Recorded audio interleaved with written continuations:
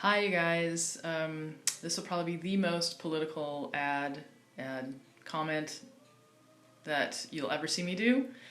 And it's kind of funny. I'm sitting here listening to Frank Sinatra singing in the background. And I think yesterday I was listening to Christmas music. But, in the middle of a political season, I don't think anybody really enjoys ad after ad after ad. It's just like so annoying. And you have to listen to all this stuff. And half the time we think, okay, how much of what they're saying is really true? And a ton of it is triggered emotionally. I mean, they're emotional hooks. And I tell people all the time that the enemy uses emotions to get us to believe things and think things about ourselves that aren't true. And every ad, even if it's like for like Swiffer, they use emotions. You're going to love your house. It's going to be so clean because you use a Swiffer. But political ads typically are like that. And we usually have to go through the big fat book and read all the details of everything that we're voting for. At least I hope you do. And not just allow the ads to be how we decide what we vote for.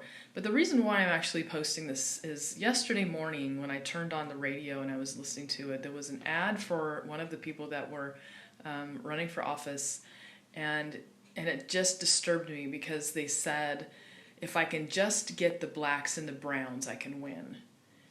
And I was stunned. I thought, did they really actually just say that? I thought, what if you got the people who knew that you were truthful and honest? What if you got the people who knew that you were going to really take into consideration their needs and desires? What if you got the people who really needed what you have to offer? And I was stunned that in the United States today that somebody would actually say that in a public forum, thinking that was the way to go about winning a public office. And so that's probably one of the reasons why I'm not in politics, is because I don't know how to play that game.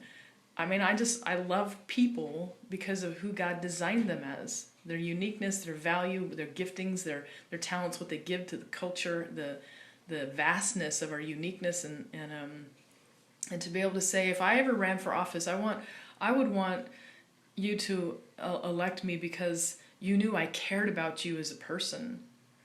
And so I just thought, I'm really glad that God does not do that. He doesn't go, well, I'll be a popular God because of this, that, or the other specific thing, or I'll love you because you fit in this particular category. That's the one thing I hate about the political season, is that it actually divides us in ways that otherwise we wouldn't be divided. We wouldn't even consider some of those things. And one of the forums that I'm doing right now it's so exciting to just bring people. I in this particular group I'm running, I have people all across the spectrum, just coming out of recovery, elderly, stay-at-home moms. I mean, just across the spectrum, And to me, that's fascinating to bring all these people into an environment where typically our culture says, oh, you should isolate yourselves in this group or that group or another group, and so I just really felt compelled. I mean, I've been thinking about it ever since I heard about that yesterday. I need to come on here and just say, the way I live my life is that if you're in front of me, I want to love you the best that I know how, to remind you of your particular value,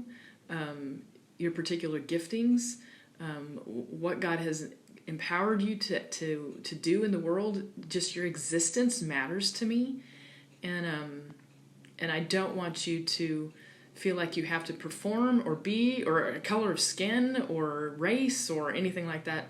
It's who you are as a person is so valuable, and I just really need to share that. So hopefully that encourages somebody today, somebody who feels marginalized or feels like they're not cared about.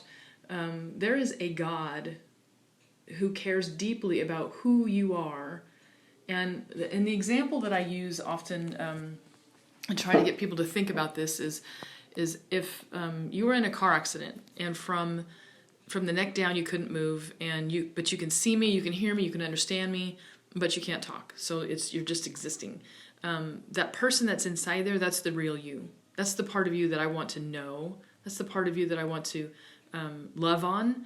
Because, if your kid had that happen, you wouldn't say, well, my kid doesn't have value anymore because they can't play ball, or they can't get great grades, or they can't do it because they're just there, but their existence matters.